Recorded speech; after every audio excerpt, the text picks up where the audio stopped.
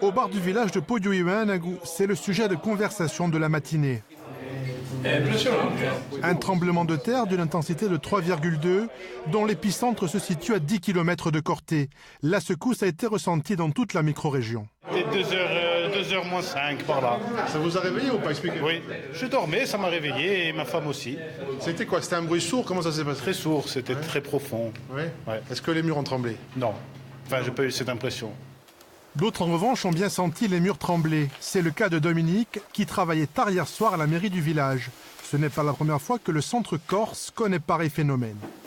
On en ressent 2 ou 3 fois par an, on les ressent, mais sans que ce soit réellement évident à l'instant, que ce soit qu'on ne relie pas tout de suite ça à un tremblement de terre. Je n'ai pas vu de dégâts sur la commune pour l'instant. Je demande peut-être faire un petit tour sur les petits chemins communaux où il y a des murs qui peuvent s'effondrer.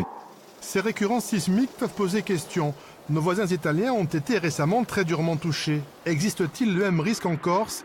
Nous avons posé la question à Jérôme Vergne, sismologue.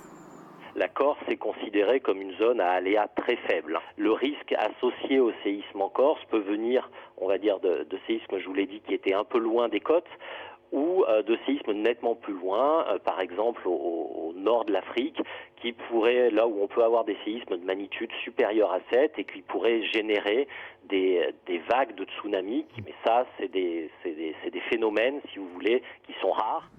Pas de risque majeur pour la Corse. Le séisme le plus important s'est produit en mer au large de Bonifacio en 2000 avec une magnitude de 5. L'un des 10 séismes les plus importants recensés en France depuis les années 1900.